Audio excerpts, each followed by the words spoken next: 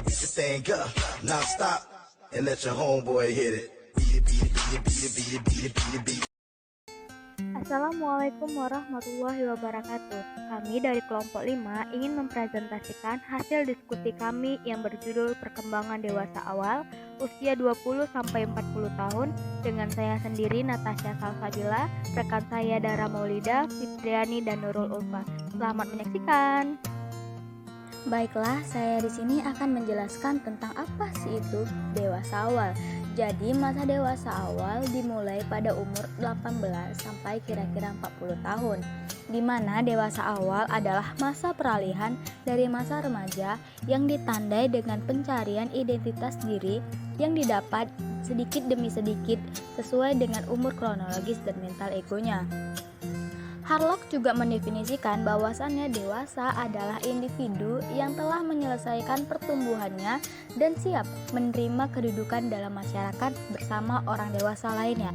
Ciri-ciri dewasa awal yang pertama sebagai masa peraturan di mana upaya individu mencoba mempelajari dan menjejaki peran-peran baru yang ada di dalam masyarakat.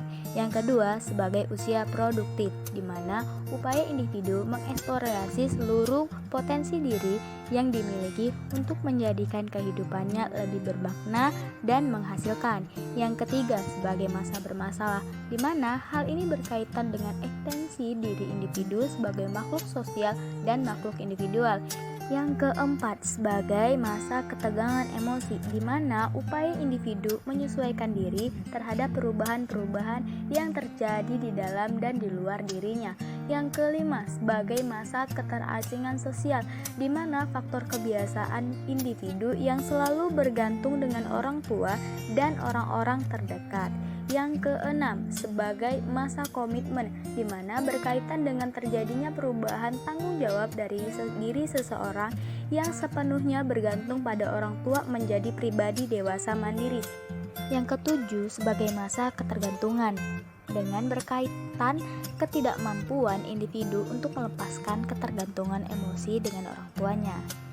Yang kedelapan sebagai masa perubahan nilai di mana terjadinya perubahan nilai dalam diri individu karena adanya pengalaman-pengalaman baru yang berhubungan sosial yang lebih luas dengan orang-orang yang berbeda usianya.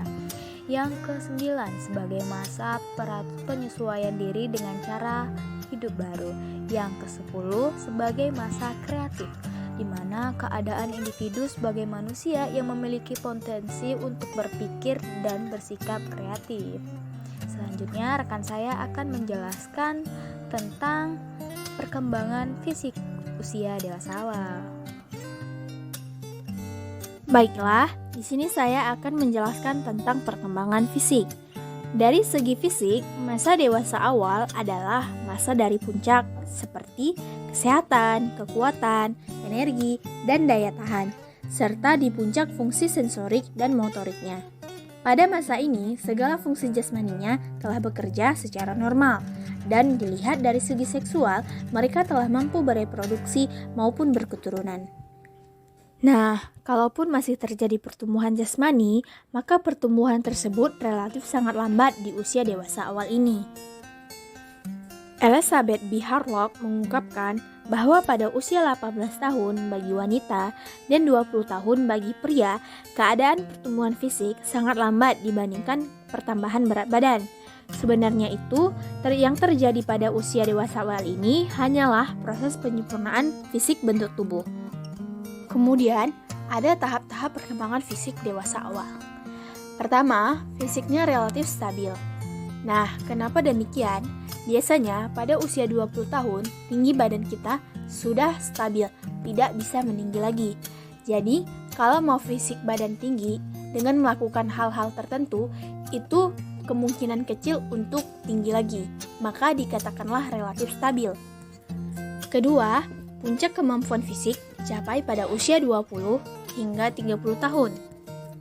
Contohnya itu, usia 20-30 tahun, individu memiliki kekuatan terbesar dan juga gerak-gerak refleks mereka sangat cepat. Ketiga, mengalami penurunan di usia tertentu. Mengapa demikian? Karena usia 30-40 tahun berangsur-angsur mulai menurun. Dia itu lebih mudah terserang penyakit, tetapi dia masih bisa menjalankan aktivitas dengan normal. Bahkan bagi orang yang menjaga kesehatan dan olahraga, dia masih terlihat sangat bugar. Keempat, kemampuan reproduksi mereka berada di tingkat yang paling tinggi. Pada perempuan menjadi masa kesuburan yang sangat baik. Dan yang terakhir, perlu memperhatikan nutrisi, pola makan, dan olahraga. Baiklah teman-teman, selanjutnya saya akan membahas perkembangan kognitif pada dewasa awal. Menurut Jean Piaget, pada tahun 1896 hingga 1980 yang mencatat adanya perbedaan signifikan antara pemikiran orang dewasa dan pemikiran remaja. Orang dewasa memiliki fleksibilitas lebih dalam pola pikirnya, dapat memahami bahwa ada berbagai macam pendapat dalam satu masalah, dan ada lebih dari satu cara yang dapat digunakan untuk menyelesaikan suatu masalah. Tidak seperti remaja yang harus menemukan kebenaran yang absolut. Oke teman-teman, sekarang kita move ya. Kita akan membahas tentang fase kognitif dewasa awal. Menurut K. Warnesi, memiliki teori mengenai perkembangan kognitif pada dewasa awal, antara lain yaitu achieving stage, merupakan fase pencapaian prestasi di masa dewasa awal yang melibatkan penerapan kemampuan intelektual pada situasi yang memiliki kemungkinan konsekuensi besar dalam mencapai tujuan jangka panjang. Misalnya seperti pencapaian puncak karir dalam pergaulan. Selanjutnya ada responsibility stage. Di fase ini terjadi ketika individu mulai membentuk keluarga dan memberikan perhatian kepada kebutuhan pasangan serta keturunannya. Fase bertanggung jawab kerap dimulai pada dewasa dan akan terus berlangsung pada masa dewasa tengah. Lalu ada executive stage. Fase ini terjadi pada dewasa tengah ketika seseorang telah memiliki tanggung jawab kepada masyarakat, organisasi sosialnya seperti pemerintahan atau perusahaan tempat bekerjanya. Lalu yang terakhir nih, ada reintegrative stage. Fase dalam perkembangan kognitif dewasa awal ini terjadi ketika seseorang dewasa yang sudah lebih tua memilih untuk memfokuskan tenaganya pada suatu tugas dan kegiatan yang memiliki arti bagi mereka. Baiklah, saya akan menjelaskan tentang perkembangan sosial emosional.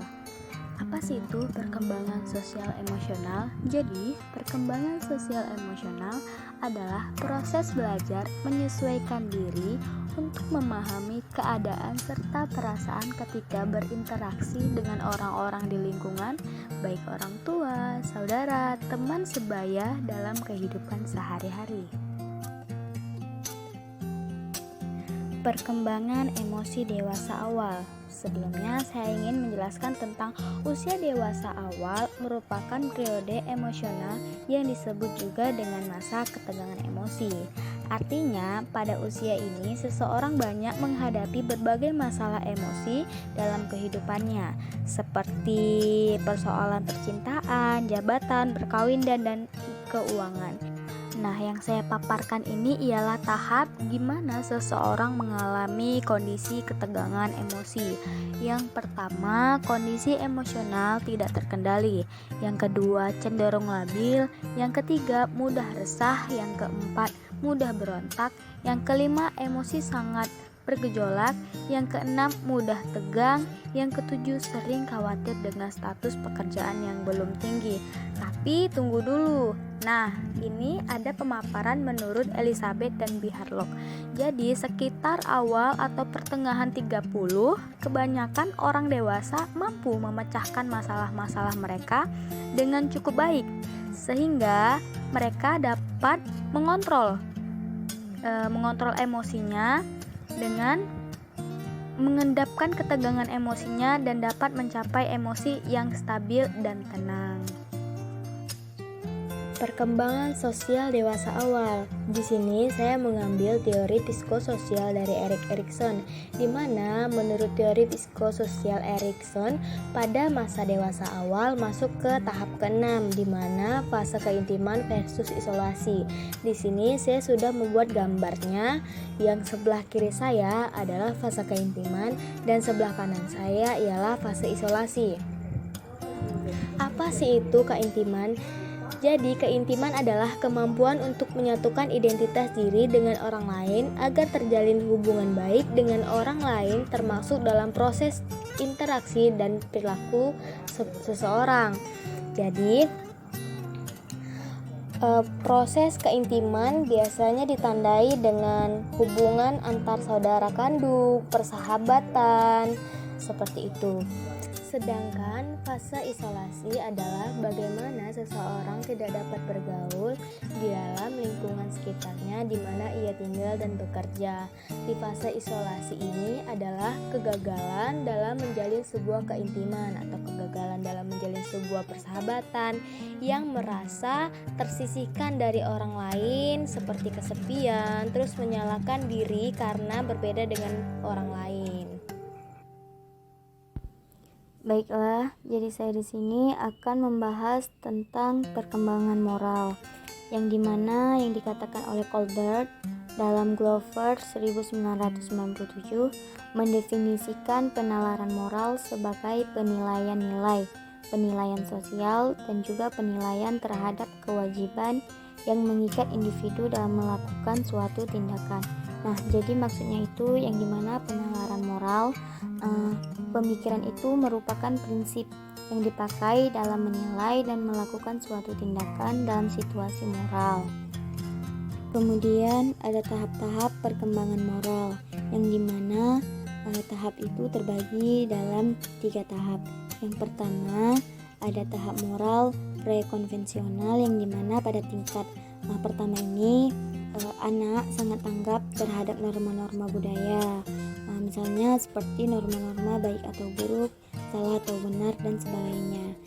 Jadi pada tingkat prekonvensional ini terbagi menjadi 2, yaitu yang pertama ada punishment and obligation orientation, yang dimana pada masa ini secara umum individu menganggap bahwa konsekuensi yang ditimbulkan dari suatu perbuatan sangat menentukan baik buruknya suatu perbuatan yang dilakukan tanpa melihat sisi individunya.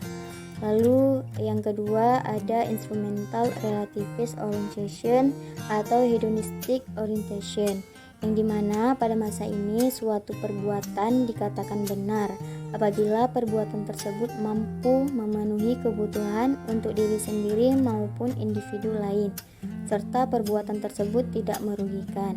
Jadi pada masa ini hubungan antar individu digambarkan sebagaimana hubungan timpal balik dan perbuatan terus terang yang menempati kedudukan yang cukup penting.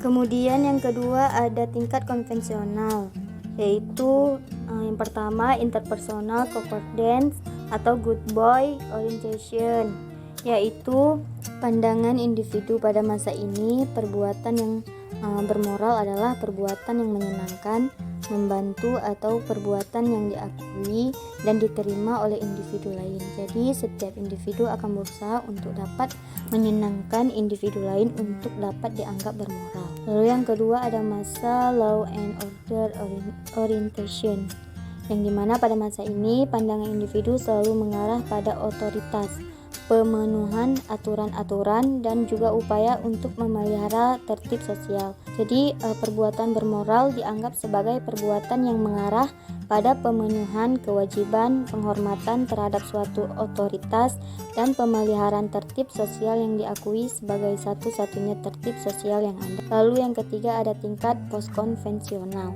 Jadi pada masa ketiga ini terdapat usaha dalam diri individu untuk menentukan norma-norma dan prinsip-prinsip moral yang memiliki validitas yang diwujudkan tanpa harus mengaitkan dengan otoritas kelompok maupun individu dan terlepas dari hubungan individu dengan kelompok. Pada masa ketiga ini di dalamnya mencakup 2 masa perkembangan moral, yaitu masa social contract legalistic orientation, Jadi pada masa ini merupakan masa kematangan moral yang cukup tinggi.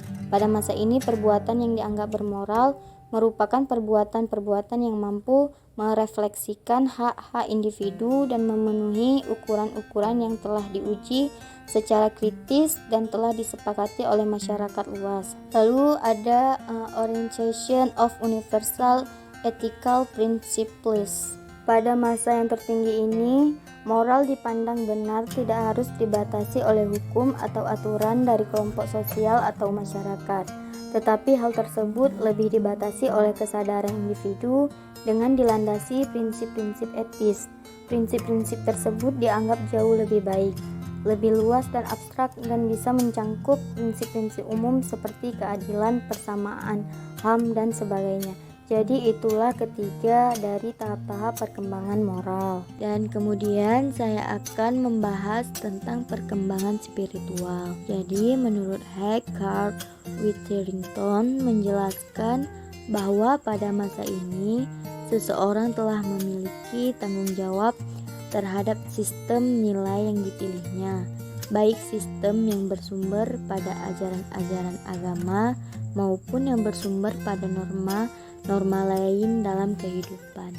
Nah, jadi yang dimaksud di sini jiwa seorang manusia memiliki semangat dan memiliki kepercayaan yang dalam terhadap diri sendiri, orang lain, Tuhan dan alam yang terjadi karena pengalaman dan kesadaran dalam kehidupan di atas diri seseorang. Nah, lalu ada tahap-tahap perkembangan spiritual yang dimana terbagi dalam 6 tahap, yaitu yang pertama ada menerima kebenaran agama.